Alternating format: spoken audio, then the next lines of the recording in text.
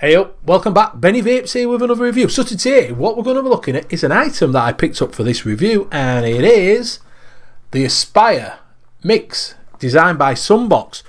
So if you don't know who Sunbox is, it's an iron company. So Aspire have done it again. We had it with the Aspire GT, which used the Nautilus coils, but it was actually designed with smoking vapour. And they did that collaboration. Now they've collaborated with another company, another iron company, to make this one. So what we're going to do is we'll go down low. We'll have a look around it. I'll show the contents. I'll show you what the device is like.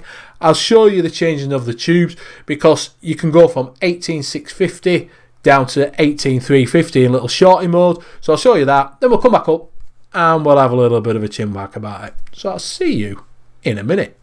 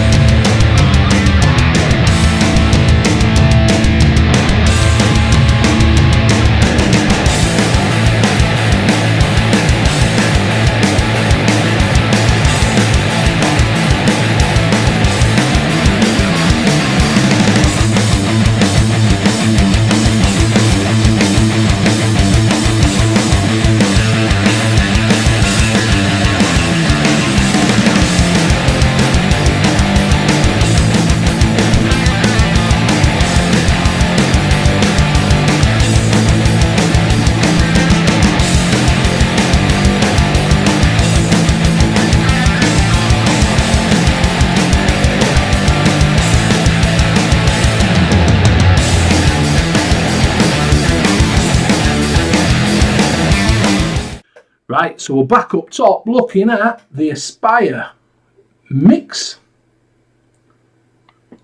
designed by Sunbox. So what do I think about it? I do like how it's made. It is aluminium and stainless steel, so it feels nice. It's machined out of one piece of aluminium, so it's going for the high-end feel of it. And it does feel high-end. You know, you've got your battery tube. It looks like an high-end mod. It's reasonably priced. You know, you can pick it up from, 60, 70, 79, sort of that sort of figure. Maybe a little bit low. If you have a look around, you can get a better deal like I did. I got this for £50 from Vape, this one. But just sort of looking around about the £60 to £70 mark. It has got the nice screen on the bottom. It is a 0.91 OLED screen, and it's bright. It looks nice. You can see it. You know, you can see what it says. It looks classy. It really does look. It looks high-end. It does look like high-end. It does variable wattage. It does variable voltage, and it's got your bypass mode. You know, so it's only thing it hasn't got is temperature control. Only other thing it hasn't got is a charging port. So there is no firmware upgradability. There is nowhere to charge your batteries up. So if you are going to get this, you are going to need an external battery. You know, but an external battery charger. You know, it'd be no good with an external battery, would it? It's not going to work. But yeah, you need an external battery charger for it. So that's, you know, a little bit of a thing. If you haven't got one, it's not going to be any good for you. But you should be charging your batteries up on a separate charger anyway when you're using your 18650s. You know, it's got a nice 510 plate that is spring loaded. You are going to get up to about a 24 on it. That's 22, so it's probably going to be around about a 24mm. You know, I like how the top comes off. You know, it is there. It's really nice. It feels buttery smooth. You know, there's no catching on it or anything like that. You know, when you've got it in the shorty mode, I couldn't try it in the shorty mode because I've lost my 18350.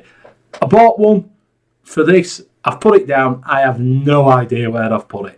So I've took it off as I showed you and put it down into shorty mode to see what it looked like and see what it felt like.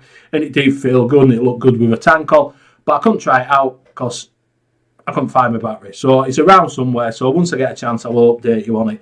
You know, the battery life on it running at 16 watts like I am. A good 2 days out of it, easy out of an 18650. It reminds me of when I used to have my sub-tank. You know, I had my sub-tank mini and, you know, running that at like 22 watts. I had an Eve-Leaf iStick 40 and that seemed to last you for ages before they needed charging up, and this is similar. It does fire straight away. It's got the Aspire ASP chip in it, you know, so Aspire chips are really good. They do seem to last a long time. And like I say, it's just plain and simple. It looks good on it. So the negative part of it, right? So I know it's not. I didn't pay a fortune for it. I paid £50 for it, but £50 to me is, you know, a fair chunk of money. And what you see when you see the unboxing is me unboxing it straight out of the box.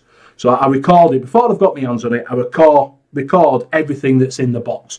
So I take it out and, you know, record that first segment before I get my hands on it, just so it's not dirty and, you know, it looks clean and everything.